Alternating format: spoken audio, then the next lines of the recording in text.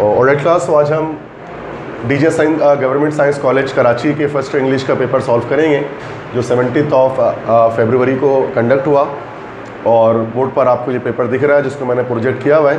ये complete paper है जिसका PDF मैंने ओपन किया हुआ है। तो इसके यहाँ पर हम जो है वो MCQs और इसके अलावा MCQs देखेंगे। इसके अलावा सेक्शन C में जो ग्रामर पोर्शन है, सेक्शन B में वो हम देखेंगे। ठीक है, क्वेश्चन आंसर जाहिर सी बात है वो एक नज़र देख लेंगे कि किस तरह क्या है मैं। ठीक है, तो ओवरऑल पेपर सॉल्व नहीं करना, जाहिर सी बात है वो तो 3 आवर्स का होता है।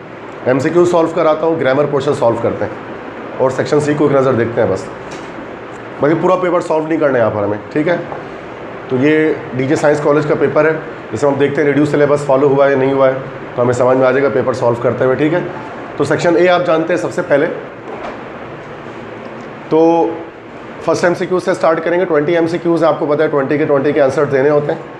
अब देखते हैं बुक से MCQs लिया है, न्यू बनाया है, कैसा है, तो समझ में आ जाएगा। फर्स्ट MCQs है ये रहा आपके सामने बोर्ड पर कि the guiding principle of the Quaid-e-Azam was dash. ये फर्स्ट चैप्टर से ही आया है, कायद और 11 अगस्त 1947। इसका क्या आंसर होगा? जस्टिस एंड फेयर प्ले था ना, जस्टिस भी था, फेयर प्ले भी था, उन्होंने जस्टिस लिखा हुआ है तो कोई मसला नहीं है। सही है, बिल्कुल सही है। तो बुक का MCQs है तो B ऑप्शन करेक्ट हो जाएगा। ठीक है, सेकंड MCQ है giving much trouble to their bodies they sought their goal. This line is taking from the poem. किस नज़म से ली गई है ये? देखो ओज़मेंडियस तो हो नहीं सकता चूँकि रिड्यूस सिलेबस फॉलो हुआ है, ओज़मेंडियस के MCQs आएगा नहीं। तो ये giving much trouble to their bodies they sought their goal, वो अपने जिस्मों को बहुत ज़्यादा परेशान करते हैं, उस तरह से वो अपने गोल्स को हासिल करते हैं। सुरकाहोड़ी की लाइन है, ये बहुत मशहूर लाइन है, सिलेक्शंस फ्रॉम सुरकाहोड़ी।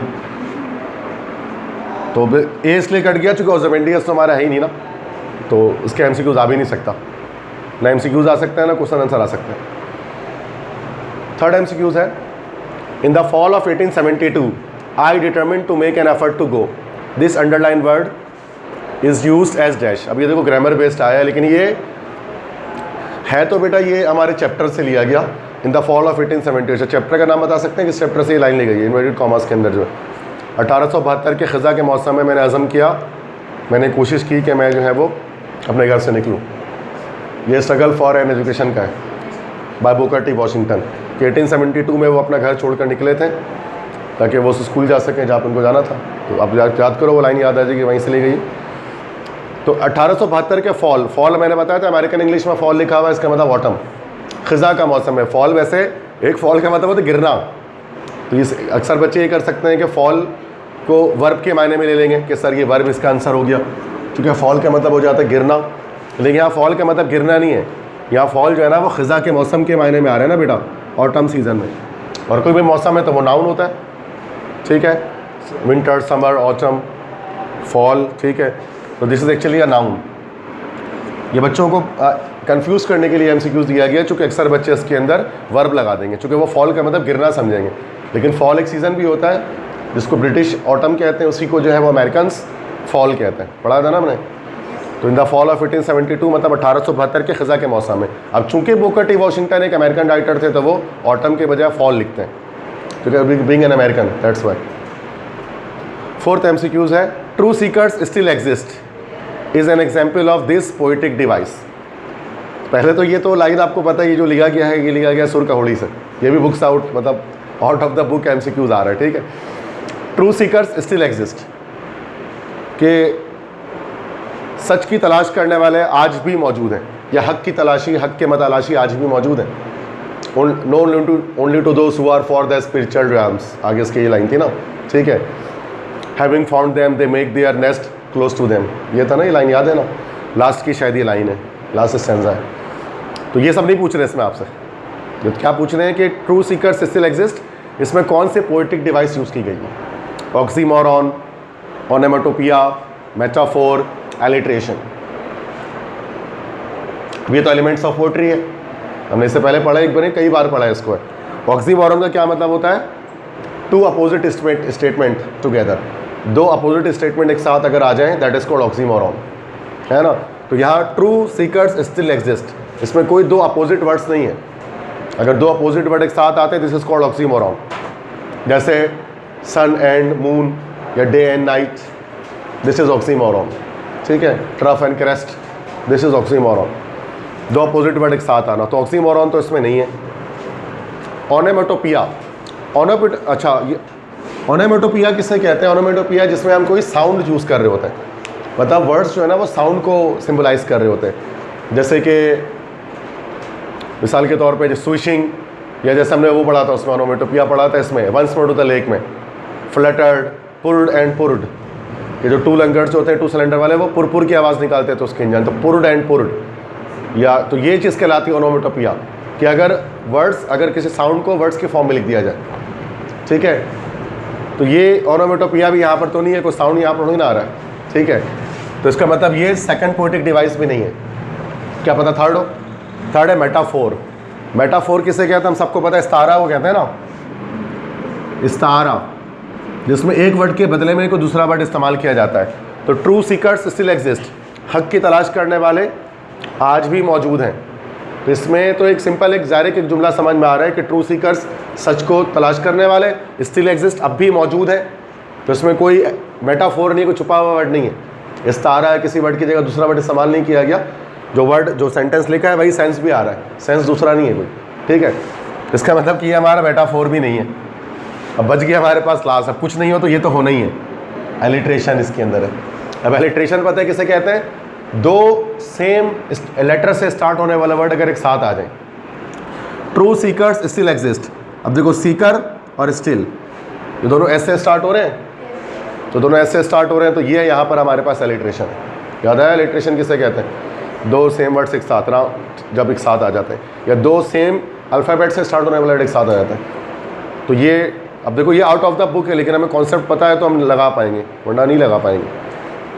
एक्सरसाइज बता सको, एमसीक्यूज नहीं था सर, तो हो सकता है पेपर में 10 ईयर में आप देखो कितने एमसीक्यूज मिल जाएंगे आपको जो बुक में नहीं है लेकिन आए हैं। ऐसी बात क्लियर है? यहाँ तक मसला समझ में आ गया सबको? चाहता 4 एमसीक्यूज कुछ पूछना है किसी को? तो ये देखो कॉलेज के पेपर सॉल्व करने से हमें ये मिलता है, हमें अलग अलग एमसीक्यूज मिलता है, वरना तो ऐसी बात है हम परेशान रहते हैं कि हम प्रैक्टिस कहाँ से करें। ऐसी बात है, न्यू एमसीक्यूज कहाँ से मिलते हैं? तो यहाँ से मिलता है। नीचे करें, मल्टीपल टाइम्स प्रेस करें ना तो शायद, हाँ ये कर्सर आ रहा है ना यहाँ पे, नीचे करते हैं, बहुत बार करना पड़े। हाँ और करते रहे करते रहे करते करते रहे,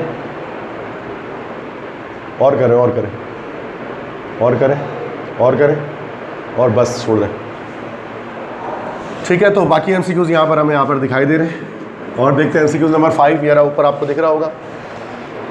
the statues of lions that are found everywhere in Singapore are made up of this stone, ये भी न्यू एमसीक्यूज है। Voice to the city of lions में जो वो था, जो लायंस के स्टेचू थे, वो किस चीज़ के बने हुए थे? Limestone, marble, granite, concrete. Picture में भी तो बना हुआ था उसके, तभी तो उसको सिटी ऑफ लायंस कहते हैं। यह सही कहा आपने, मार्बल के बने हुए थे ना, वाइट कलर का था ना वो, तो वाइट कलर का तो मार्बल का बना होगा, सही है।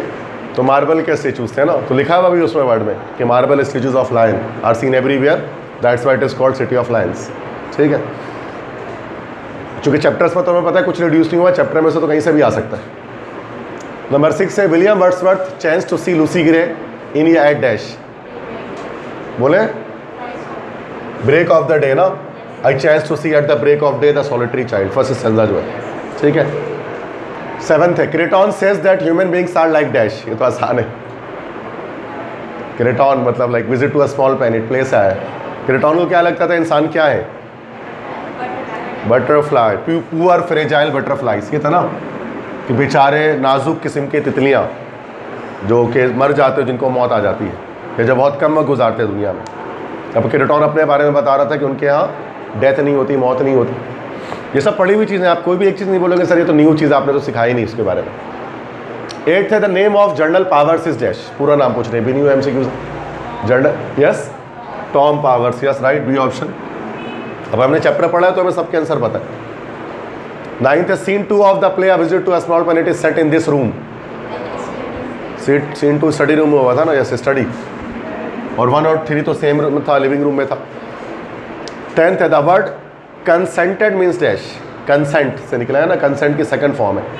कंसेंट का क्या मतलब होता है? रजामंदी ना, अगर आप किसी चीज़ के लिए रजामंद हो गए हो तो हम कहते हैं भी आपने अपना कंसेंट दे दिया, एग्रीड, यस बिल्कुल, कंसेंट मतलब एग्री होना, किसी के हामी बढ़ना। 11th है E.B. White used to go to this lake in Maine for dash, ये once more to the lake, इसका तो हम MCQs ही करना है इस चैप्टर से हमें, फिशिंग।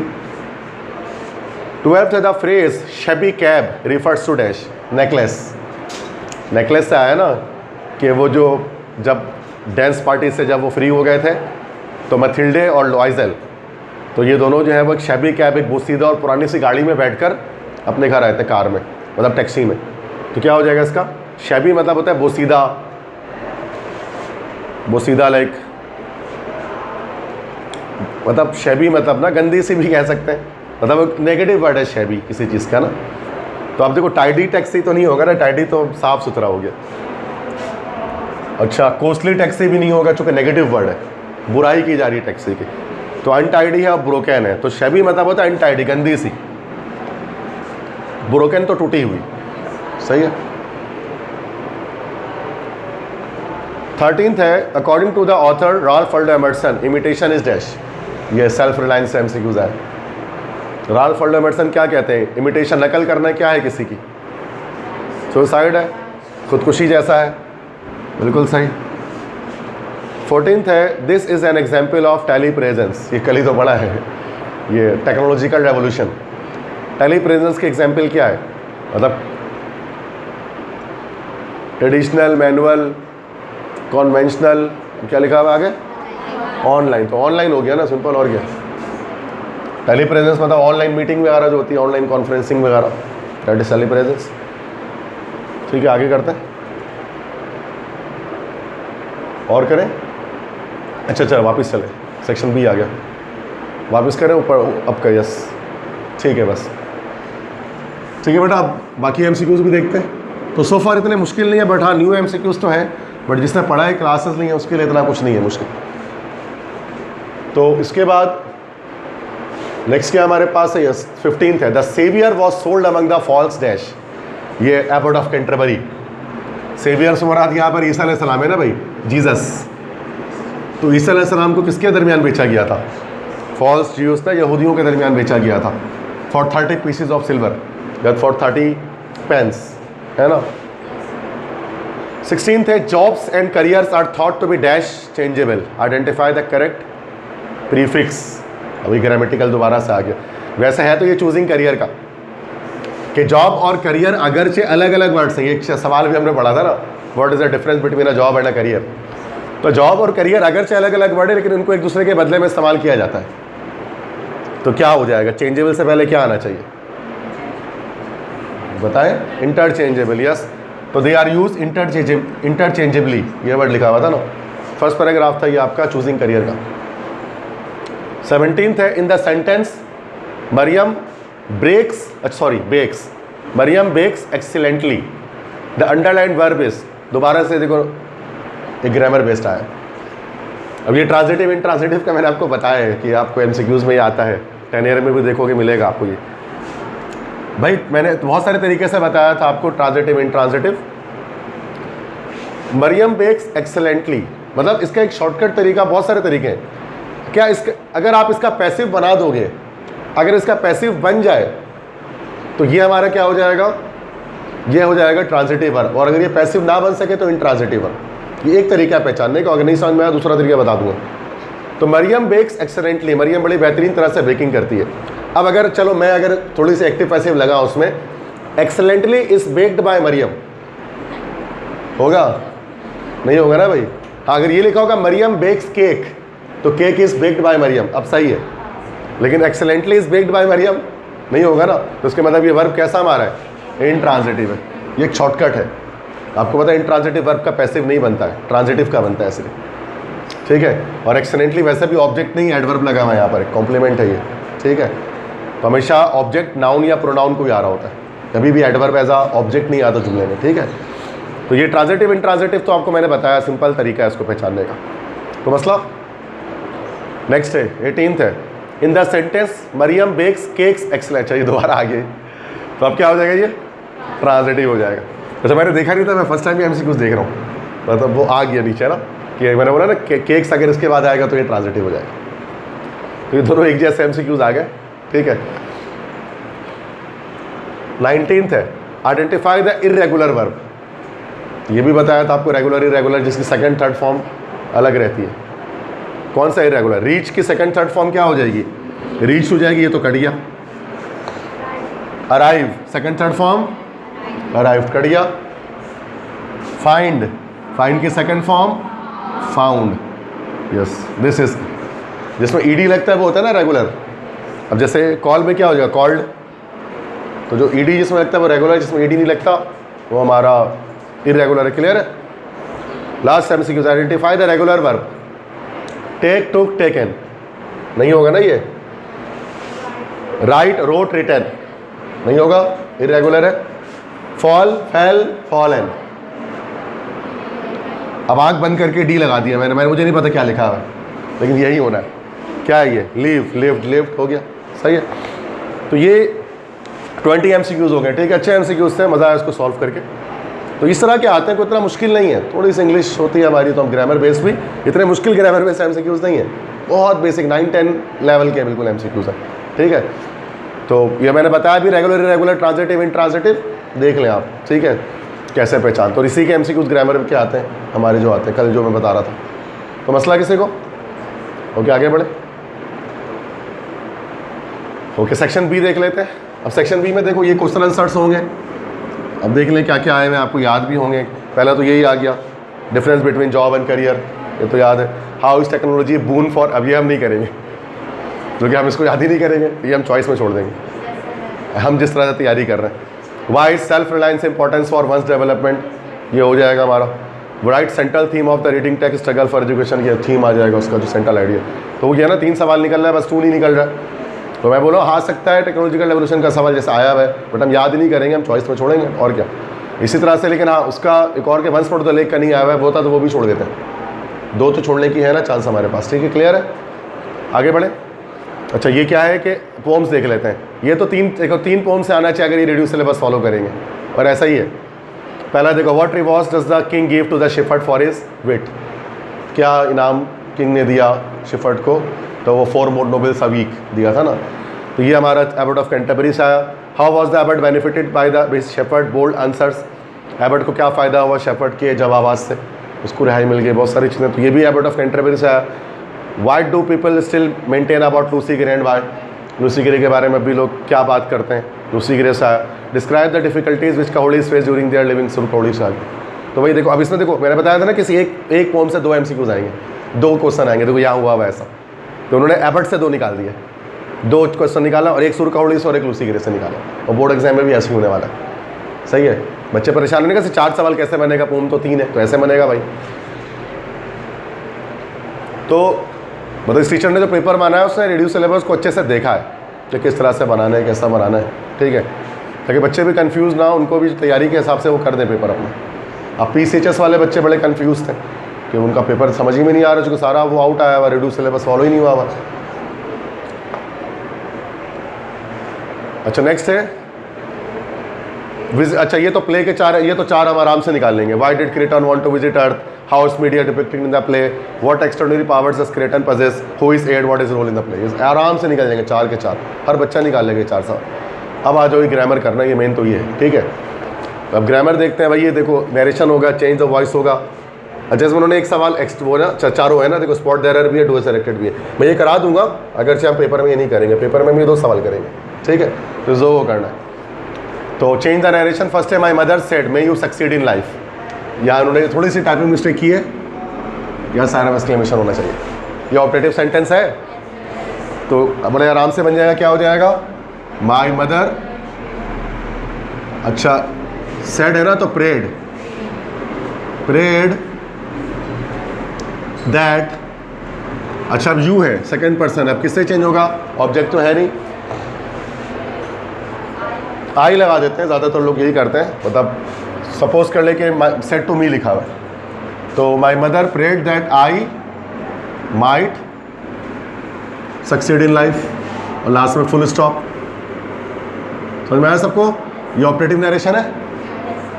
सेकंड देख रहे थे, beggar said to the passer by please give me some money, और इंपेरेटिव प्लीज आ गया तो रिक्वेस्टेड हो जाएगा। तो बिल्कुल जैसा हमने पढ़ा वैसा ही है बिल्कुल, the beggar requested the passer by, passer by मतलब राहगीर, पासर बाय, ठीक है, रिक्वेस्टेड द पासर बाय, उसके बाद टू आ जाएगा ना, टू प्लीज हट जाएगा, गिव मी के बजाय गिव हिम हो जाएगा ना, गिव हिम सम मनी, बहुत आसान, क्लियर है। तो कोई इतना कोई घुमा फिरा के नहीं आता, बड़ा बेसिक ऐसे ही आता है इंटर में, और क्या, जैसे 9-10 में आता है। Luqman shouted hurrah I have been granted scholarship, exclamatory भी आ गया, ठीक है। तो हुर्रा आया बेटा यहाँ पर, तो मतलब जॉय, तो क्या हो जाएगा सी में कि लुकमान शाउटेड की जगह क्या हो जाएगा, एक्सक्लेम विद जॉय हो जाएगा ना, सेड की जगह शाउटेड आ सकता है, मसला नहीं है, एक्सक्लेम विद जॉय दैट। उसके बाद हुर्रा तो हट जाएगा, I have been granted scholarship, तो हैव किस में चेंज हो जाएगा, हैड, और आई चेंज हो जाएगा ही में, तो ये हो जाएगा he had been granted scholarship. Clear है भाई, समझ में आ गया सबको, बहुत आसान। डी देखते हैं, do you know the way to the Dolmen mall, Mariam asked me, okay, question mark आ गया, इंटरोगेटिव भी आ गया, मतलब चारों अलग अलग टाइप के, चारों का टाइप अलग है, मतलब जिसको पूरा कमांड होगा नरेशन में वही कर पाएगा, जो सिर्फ एक टाइप करके जाएगा वो तो फंस जाएगा। असर्टिव तो दिया ही नहीं है, जो ज़्यादातर बच्चों को आता है, असर्टिव के अलावा बाकी चारों टाइप दे दिए, तो मुश्किल नहीं है, बट हम तो ऐसे ही सीखते हैं। तो मरियम आस्क्ड मी, आस्क्ड पहले लिख दिया है तो ज़रूरत ही नहीं है, वरना सेट टू लिखना चाहिए था। मरियम आस्क्ड मी, उसके बाद इफ आ जाएगा, चूँकि कन्फर्मेटिव है, यू है सेकंड पर्सन, तो क्या हो जाएगा, आई डू लिखा हुआ है, तो ये फिर पास्ट इंडेफिनिट का अफर्मेटिव बन जाएगा ना। इफ आई न्यू हो जाएगा, सेकंड फॉर्म लिख जाएगी ना, the way to the Dolmen mall, Dolmen में ई आता है, मसला नहीं है, क्या फर्क पड़ता है, ठीक है, समझ में आ गया सबको। देख लो, कोई मसला तो नहीं, ऐसे ही पढ़ा है ना ये सब हमने, न्यू क्यों हो गया तो पता है ना सबको, पास्ट इंडेफिनिट का अफर्मेटिव बना है, वर्ब के सेकंड फॉर्म आ गई। चेंज द वॉइस करते हैं, तो ये आराम से इसमें हमारे आगे नंबर 4 किया, 4 नंबर यहाँ आ जाएंगे। फिर हमें चेंज द वॉइस करना है, I will visit England next year. अब कैसे बनेगा ये, तो अच्छा नेक्स्ट ईयर तो हमारा एक्स्ट्रा वर्ड है ना, तो इंग्लैंड आएगा ना ऑब्जेक्ट, तो चलो जगह तो मेरे पास पड़ी भी नहीं है, यहाँ बना देते, ठीक है, इधर बना देता हूँ। तो ये क्या हो जाएगा, I will visit England next year, तो क्या हो जाएगा, England will be visited by me next year, बिल्कुल सही। देखो सबको आता है, नया है लेकिन अब जब तरीका तो बना सकते हैं। Can Salma type the paper on time, अब ये मॉडल वाला है, तो मॉडल में बताया था ना, बी लगा देते हैं एंड में, तो कैन द पेपर हो जाएगा ना, ऑब्जेक्ट पहले आएगा, can the paper be typed by Salma on time, question mark, easy, सही है। तो मॉडल में तो आपको पता यही करते हैं, बस बी लगा देते हैं मॉडल वर्ब के साथ। ही मस्ट प्ले हॉकी, ये भी मॉडल है, मस्ट बी हो जाएगा, हॉकी पहले आ जाएगा, तो क्या हो जाएगा, hockey must be played by him. तो ये बिल्कुल जो है ना वो पेपर इस तरह से जैसे बोर्ड की डिफिकल्टी लेवल है ना उसके हिसाब से दिया हुआ है, बोर्ड में से डिफिकल्टी लेवल क्या आता है। Next, open the window, imperative है, कि तो 9 का बच्चा भी कर लेगा, क्या हो जाएगा, let the window be open, उसको तो हमने एग्जाम्पल में किया था, ठीक है, क्लियर है। बस ये जो हो गया तो हम बाकी सवाल बाकी और से निकालते हैं। 4 प्ले से निकाल लिया, ये वाला 2 यहाँ से 2 यहाँ से निकाल लिया, बाकी बच गए हमारे पास 4 2 6 हो गए, तो बाकी कितने सवाल, 4 सवाल बच गए, तो 2 आप प्रोज से निकाल लो, 2 आप पोम से निकाल लो, खत्म हो गया, ठीक है। अच्छा, अभी लेकिन ये मैं करा दूंगा आपको, स्पॉट द एरर कैसा होता ताकि ये देख लें, मतलब ऐसा नहीं कि बहुत मुश्किल नामुमकिन नहीं होता, लेकिन इसमें यह है कि बहुत सारी चीज़ें चाहिए होती हैं। Spot the error and correct the verb, preposition and article in the following sentence. तो वर्ब की गलती हो सकती है, प्रेपोजिशन, आर्टिकल, ये सब अलग अलग टॉपिक सीखना होगा तब जाकर ये होता है। मैंने नहीं सिखाया आपको, लेकिन हम कर लेते हैं। पहला है, Adam is accused with mobile snatching. क्या पता है क्या गलती है, बताएं चले, इसमें गलती क्या है, स्पॉट करना एरर को, क्या गलती है सेंटेंस के अंदर। कितना मुश्किल, अब देखें, अब नहीं बता पा रहे क्योंकि ये मुश्किल बता सकते हैं। सही है, बिल्कुल सही है, पैसिव बना हुआ। क्या मसला, पैसिव है मतलब आदम पर मोबाइल की चोरी का इल्ज़ाम लगाया गया है, तो पैसिव है ना, पैसिव में तो चलेगा। यस, ये उन्होंने सही बताया अरसलना ने कि आदम इज एक्यूज विथ नहीं होगा। अब इनकी इंग्लिश थोड़ी बेहतर है, गुड है, तो ये समझ पाई। एक्यूज ऑफ, ये यहाँ पर फ्रेजल वर्ब का मसला है और ये हर बंदा नहीं समझ सकता है। तो सर क्या फ़र्क पड़ता है एक्यूज विथ एक्यूज ऑफ, और गलती है इसके अंदर, ठीक है। तो यहाँ पर ये तो इसको दोबारा से रीराइट करना पड़ता है कि Adam is accuse of mobile snatching, क्योंकि पहले में फंस गया ना आप। दूसरा देखते हैं, I am teaching in a local college for the last 28 years. इतना मुश्किल नहीं है, कोई गलती पकड़ सकता है बी में क्या गलती हुई है। I am teaching in a local college for the last 28 years. मैं एक लोकल कॉलेज में गुज़िश्ता 28 सालों से पढ़ा रहा हूँ। हाँ, सेंस फॉर की गलती, यहाँ ये गलती है नहीं, फॉर ही लगेगा बेटा, 28 ईयर्स है तो फॉर लगेगा, गलती यहाँ है। हेल्पिंग वर्ब गलत है, आई हैव बीन टीचिंग होगा ना, प्रेजेंट परफेक्ट कंटिन्यूअस टेंस है, क्योंकि 28 साल से पढ़ा रहा हूँ। सुबह से बारिश हो रही है, it has been raining since morning, तो इस कहाँ से आ जाएगा। अगर से बहुत आसान गलती है, लेकिन मुझे पता है कि आजकल के बच्चे बहुत कच्चे हैं ग्रामर में, तो मैं बोलता इसमें हाथ नहीं डालो, स्पॉट दे रहा था। समझ में आई गलती, मतलब पकड़ लें गलती को। सी है, are you interested for going abroad, बताएं, सी बताएं क्या गलती है।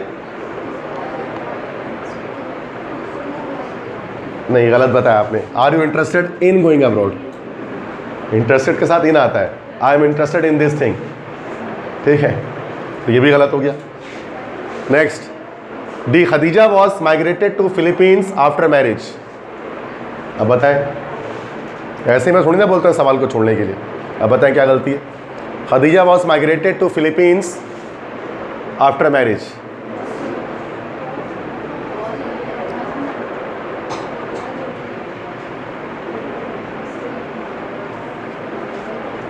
वॉज लग सकता है, खदीजा को भेज दिया गया फिलीपीन शादी के बाद, ऐसा मसला नहीं है।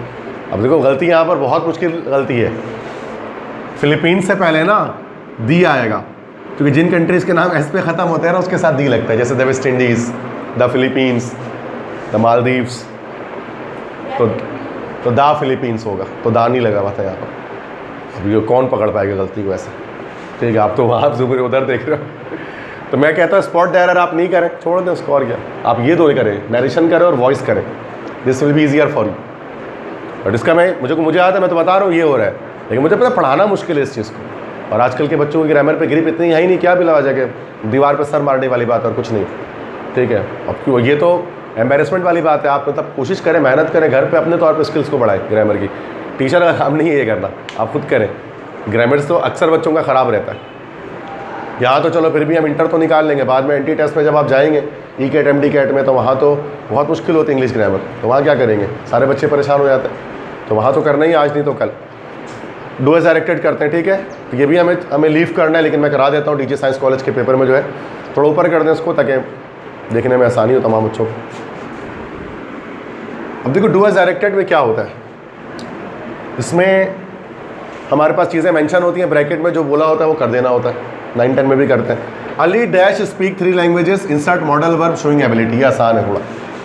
एक ऐसा मॉडल वर्ब बताए जो सलाहियत को शो करता है। Can, could, may, might, must, would, should, ought to में से कोई एक लगाना है, तो क्या आ जाएगा, कैन हो जाएगा कि अली कैन स्पीक 3 लैंग्वेजेस। चलो ये तो आसान है कि अली 3 ज़बानें बोल सकता है। B, if you lost your wallet complete the sentence. अभी कंडीशनल आना चाहिए आपको इसके लिए पूरा। Conditional sentence 0, first, second, third होते हैं ना, कंडीशनल सेंटेंस होंगे तो ये सवाल हो पाएगा। 9-10 में भी आता था ना ये। If you lose your wallet, अच्छा ये कौन सा कंडीशनल है, इफ़ के साथ लूज लगा हुए, कौन सी फॉर्म होती है, फर्स्ट, सेकंड, थर्ड।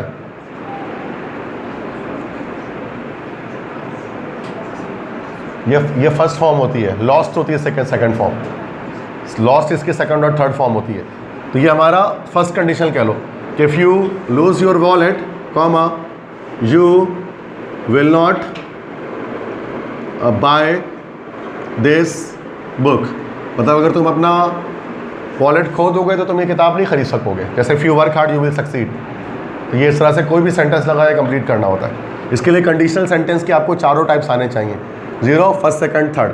अगरचे मैंने ना पढ़ाया इसको नहीं आपकी क्लास में, लेकिन ज़रूरत नहीं इसको करने की, अदरवाइज लेक्चर पढ़े हुए, मतलब कंडीशनल्स के लेक्चर, कई मैंने लेक्चर बना के यूट्यूब पे अपलोड किए हैं कंडीशनल्स के, लेकिन ज़रूरत नहीं है उसकी, हमें उतना ही पढ़ना चाहिए जितना हमें 100 नंबर लाने के लिए काफ़ी है। ठीक है, नेक्स्ट सी है, we go to the park in the evening, we go to the park in the evening, put the adverb often in the right place. Often कहाँ लगेगा? ऑफन मतलब होता है अक्सर, ऑफ चैन अक्सर। Yes, we often go to the park in the evening, तो ये adverb of frequency है जो सब्जेक्ट के बाद लग रहा होता है।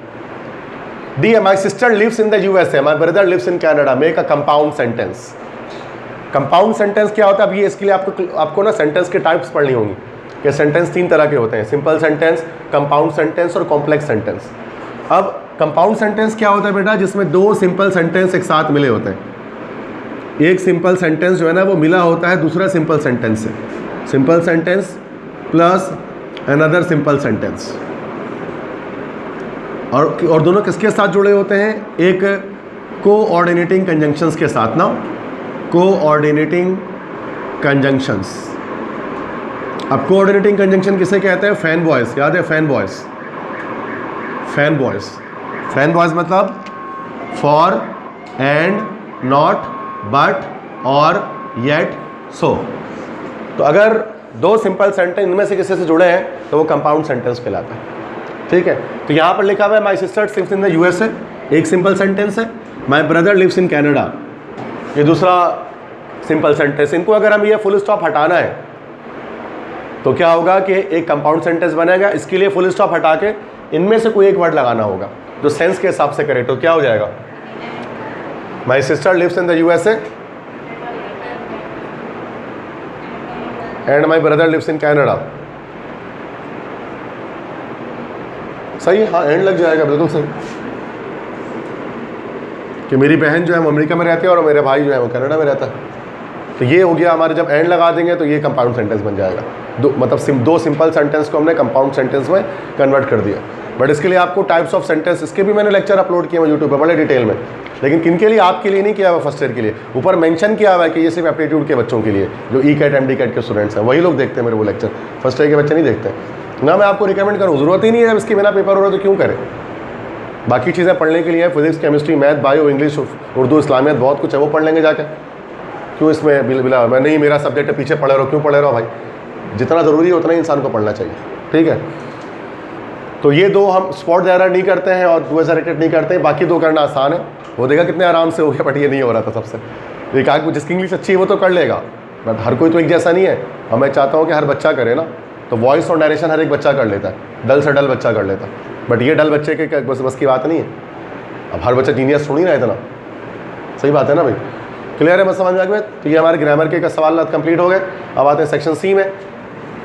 तो सेक्शन सी में देखते हैं क्या चीज़ है। सबसे पहले तो आपको पता है पैसेज, शायद यहाँ पर ये पैसेज एक दिया हुआ है, पैसेज है, उसको रीड आउट करके, और अनसीन पैसेज होता है, आपको पता है, आप पढ़ेंगे तो ये कोई ये अनसीन है। वाइस ओल्ड मैन लिव्ड इन, ओके, ये एक अनसीन पैसेज है। ठीक है, तो ये पैसेज हमारे पास आया हुआ है। क्वेश्चन 3 हमारा जो लॉन्ग क्वेश्चन का फर्स्ट क्वेश्चन है। जब पैसेज देखते हैं थोड़ा बाद में ना, बाकी देखते हैं ईमेल, देखते हैं ईमेल क्या है। Write a formal email to your college principal requesting him to arrange a programme about the impact of social media on the mental health of students. ये भी न्यू टॉपिक आया हुआ है, बट अगर हमें पैटर्न पता है तो हम लिख सकते हैं इसके बारे में कि एक मतलब प्रिंसिपल को एक रिक्वेस्ट करें कि क्या इम्पैक्ट है सोशल मीडिया का बच्चों की मेंटल हेल्थ पर, उसके बारे में। तो वो 2-3 लाइन आप ऐड करोगे, आपको मैंने तरीका बता दिया था। प्रिंसिपल को आया हुआ, एडिटर को नहीं आया हुआ, ठीक है। तो ये चीज़ हम कर लेंगे। तो कोई नया टॉपिक आ सकता है और बहुत चांसेस है कि कोई नया टॉपिक आ जाएगा। तो वो मेरा तरीका आपको पता है, 2-3 लाइन आपको ऐड करनी पड़ेगी, थोड़ी सी इंग्लिश के जलवे आपको दिखाने पड़ेंगे उसमें, नहीं तो फंस जाओगे। सही है। बाकी ये हम नहीं करेंगे, रिपोर्ट राइटिंग होती है, write a report about culture celebration day health, ये सब नहीं करते, ठीक है। हमें यही करना है, पैटर्न को फॉलो करते हैं। क्वेश्चन 5 देखते हैं, right a narrative account. Narrative account नहीं करते हम लोग, narrative account of a memorable reunion of friends, ये नहीं करते हम। उसके नीचे वाला सवाल करते हैं, राइट एन ऐसे और कंपेयर एंड कंट्रास्ट। देखो ये सही आया है, कंपेयर एंड कंट्रास्ट ही आता है। और जो टीचर नहीं बना रहे कंपेयर एंड कंट्रास्ट, उनको पैटर्न का आइडिया नहीं है। अब वो स्टूडेंट्स को कंफ्यूज करने वाली बात है और कुछ नहीं है, जैसे PCHS में ये है social media versus traditional media, एक न्यू टॉपिक दिख रहा है ये, ठीक है, कि सोशल मीडिया और ट्रेडिशनल मीडिया मतलब प्रिंट मीडिया वगैरह इस तरह की चीज़ें भी। ये e marking system and manual assessment, ये आज इस साल से जो होगा ना, मतलब पेपर में ई मार्किंग के थ्रू पेपर होना और मैनुअली चेक करना पेपर को, ये भी एक न्यू टॉपिक मिला। पब्लिक वर्सेस प्राइवेट कॉलेजेस, हमने school life versus college life किया है, अब ये भी एक नया टॉपिक है कि पब्लिक कॉलेज मतलब गवर्नमेंट कॉलेज और प्राइवेट कॉलेज में क्या डिफरेंस है। लेकिन डी वाला हम कर पाएंगे, ये artificial intelligence versus human intelligence, ये याद हो जाएगा। बट इसमें अब मुझे जो अच्छे टॉपिक्स इसमें दिख रहे हैं ना, अब इसके अंदर से वैसे तो जैसे ये है ना सी, ये थोड़ा अच्छा टॉपिक है, public college versus private college ना, आया नहीं है कभी, ऐसे ही बेहतर है। बाकी दो आप नहीं भी करो, चाहो तो कोई इसको कर ले, पब्लिक कॉलेज प्राइवेट कॉलेज। हमने स्कूल वर्सेस कॉलेज तो किया है, लेकिन गवर्नमेंट कॉलेज प्राइवेट कॉलेज में भी एक डिफरेंस होता है, नहीं भी करना तो मसला नहीं है, लेकिन AI और भी बहुत ज़्यादा इंपॉर्टेंट है, ह्यूमन इंटेलिजेंस, ठीक है। बाकी जो हमने किया हुआ तो हमें तो एक ही निकालना है, देखो 4 टॉपिक है, कोई एक करना है, सही है। बट ये social media versus traditional media की ज़रूरत नहीं उसको करने की। ई मार्किंग मैनुअल असेसमेंट अगर चाहिए है तो भले लेटेस्ट चीज़, बट इसके चांसेस कम है। लेकिन पब्लिक और प्राइवेट कॉलेज अच्छा टॉपिक आया नहीं आज तक, बट आ भी सकता है, ठीक है। तो ये अच्छे टॉपिक्स डालें, टॉपिक को बुरा नहीं है, बट सारे चारों तो हम बैठ के करेंगे नहीं याद, तो कोई एक करना है तो ये कर लेंगे, अगर इसको करना है तो। और ड्राफ्ट, अच्छा नेक्स्ट है draft a covering letter with a CV for the post of a college principal. तो कॉलेज के प्रिंसिपल के लिए एक CV बनानी है।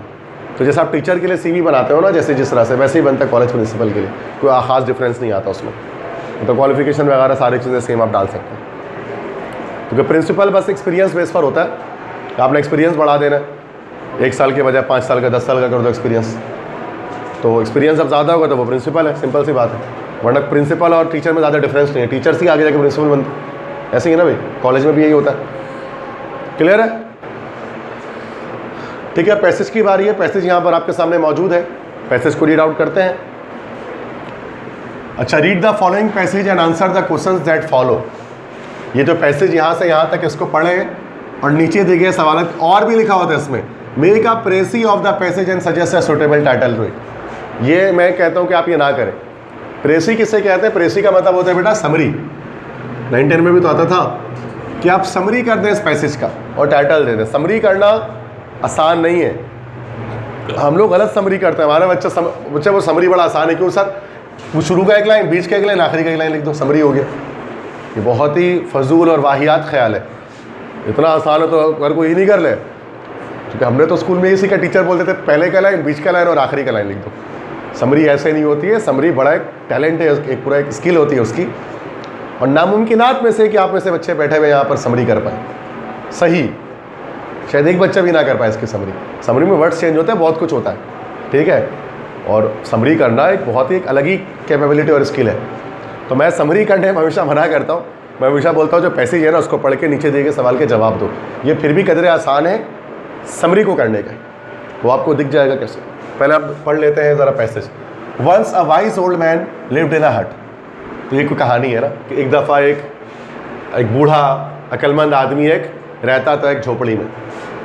ही used to observe and study the struggles and joys of human beings in the world. वो observe किया करता था और मुताला किया करता था जद्दोजहद और खुशियाँ इंसानों की इस दुनिया में। मतलब उसको ऑब्ज़र्व करता था कि इंसान कितना स्ट्रगल करता है, कितना उसको खुशी मिलती है। One day a young man asked him. एक दिन एक जवान आदमी ने उससे पूछा, how can I be happy, मैं खुश कैसे रहूँ? The wise old man replied, एक बूढ़े अक्लमंद आदमी ने जवाब दिया, happiness is not found in possessions और पावर। कि अक्लमंदी जो है ना वो, खुशी जो है वो मलकियत में या फिर ताकत में नहीं पाई जाती कि आप कोई एक चीज़ ख़रीद लेंगे तो आप खुशी हो जाएंगे, या फिर कोई ताकत आपके पास आएगी तो आप खुश हो जाएंगे। खुशी इसमें नहीं है। It lies within your self. खुशी आपके अंदर मौजूद होती है। B grateful for what you have. खुद शुक्रगुजार रहो उस चीज़ पर जो तुम्हारे पास है। Be kind to other. दूसरों पर मेहरबानी करो। And learn from your mistakes.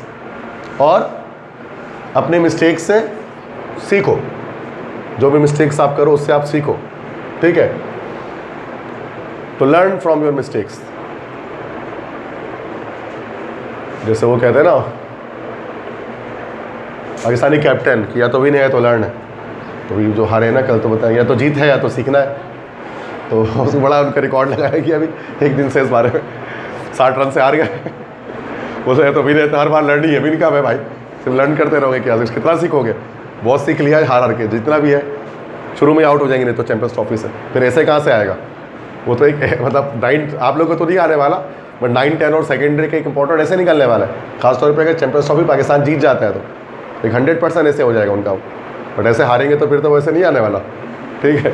तो बच्चों के लिए जीत जाए कम से कम, ऐसे तो आएगा हमारा, मतलब एक ऐसे करके चले और वही लिख के आ जाओ, ऐसा हो जाएगा। लेकिन आप लोगों को नहीं, आप लोगों का कंपेयर एंड कंट्रास्ट है, इसमें बन ही नहीं सकता वो ऐसे, ठीक है। आगे देखते हैं। तो वो उसने बताया कि भाई लर्न फ्रॉम योर मिस्टेक, अपनी गलतियों से सीखो। Remember every cloud has a silver lining, तो स्लीप आ गया। याद रखें कि हर एक क्लाउड जो है, हर एक क्लाउड में सिल्वर लाइनिंग होती है। बताया था ना मैंने आपको एक ईडिया में ये, कि हर मुश्किल वक्त के साथ एक अच्छा वक्त आता है, बुरे वक्त के साथ एक अच्छा वक्त आता है। The young man pondered over the wise old man's words, जवान आदमी ने गौर व फिक्र किया बूढ़े आदमी की बातों पर। He realize that true happiness came from within, उसके एहसास हो गया कि सच्ची खुशी अंदर से आती है इंसान के, नॉट फ्रॉम एक्सटर्नल फैक्टर, बैरूनी अवामिल की वजह से नहीं। फ्रॉम दैट डे ऑनवर्ड्स, उस दिन के बाद से, the young man lived a life filled with gratitude and joy, तो एक जवान इंसान जीने लगा एक ज़िंदगी जिसमें शुक्रगुजारी थी और खुशियाँ थी। तो बहुत ही आसान पैसेज दे दिया उन्होंने, तो कहानी बेस्ड है पैसेज, तो ऐसे ही समझ में आ जाता है, ये तो स्टोरी है जो बताया गया, तो ऐसे ही कर लेंगे। वरना पैसेज होता है थोड़ा सा एनवायरमेंटल इश्यूज़ पर होना तो थोड़ा मुश्किल हो जाता है। क्या कह रहे हैं, what did the wise man say about happiness, तो निशान लगाया कर लो उसको। तो उसने क्या कहा, उसने कहा कि happiness is not found in position और power, it lies within yourself, be created for फला फला फला फला फला। बस ये हो गया पहले का आंसर हो गया वहाँ से वहाँ तक। ये तो डायरेक्ट निशान लगाने वाला सवाल है। दूसरा है, मतलब बहुत सारे होते हैं इसमें अपनी तरफ से चेंजिंग करनी पड़ती है, तो चेंजिंग भी नहीं करो, डायरेक्ट हो गया। How did the young man take the advice of the wise old man, तो ये हो गया यहाँ से। The young man pondered over the wise old man's words, he realized that the true happiness came from within, not from external factors.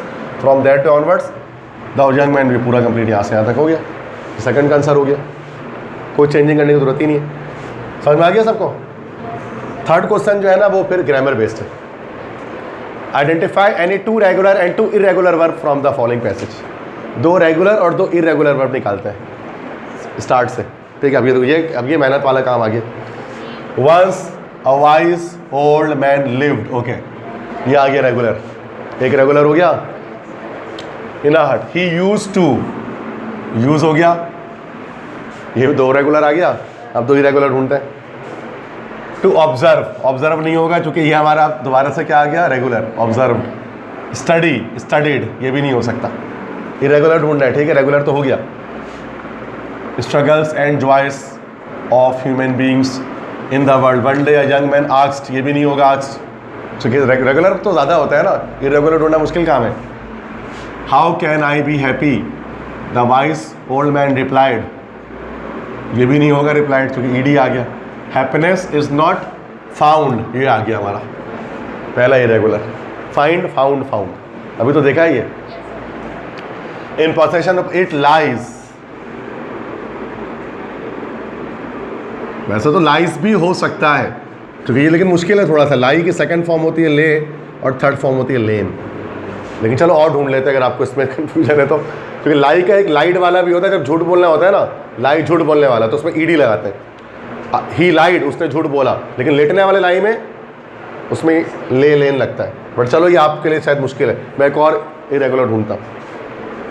B grateful for what you have, be kind to others and learn, yes हो गया ये learned.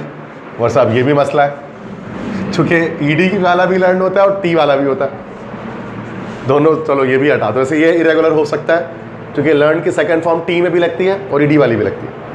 और ढूंढ लेते हैं। From remember every cloud has a silver lining, the young man pondered, ये तो irregular है, ये नहीं होगा, सॉरी रेगुलर है। Over the wise man's words he realize, ये भी नहीं होगा। केम फ्रॉम, ये आ गया, ये तो पक्का है ना, कम केम कम, ठीक है, तो आसान आ गया। सही है, समझ गए, इतना मुश्किल नहीं है। ग्रामर थोड़ी सी आनी चाहिए। रेगुलर इरेगुलर, रेगुलर वर्ब क्या है, जिसके एंड में ईडी आता है, इरेगुलर जिसके एंड में ईडी नहीं आता। सेकंड थर्ड में क्लियर है। लास्ट क्या, find out the words from the passage with similar meaning as given below. Thought over, सोचना, सोचो विचार करना, इसका कौन सा वर्ड ऊपर लिखा गया, पता है किसी को? मैं बताऊं या आप बताएंगे? चलो ढूंढो, मैं बता दूंगा। बड़ा ये है ना पॉन्डर्ड। पॉन्डर्ड होता है ना सोचो विचार करना। पॉन्डर ओवर लिखते हैं ना हम लोग ईमेल में, काइंडली पॉन्डर ओवर, मतलब सोचो विचार करें, थिंकिंग करें। तो पॉन्डर्ड हो गया उसका। थैंकफुलनेस, शुक्रगुजारी के लिए कौन सा वर्ड यूज़ किया गया? ये रहा, ग्रेटिट्यूड। और ये हमारा पूरा पेपर सॉल्व हो गया। क्लियर है?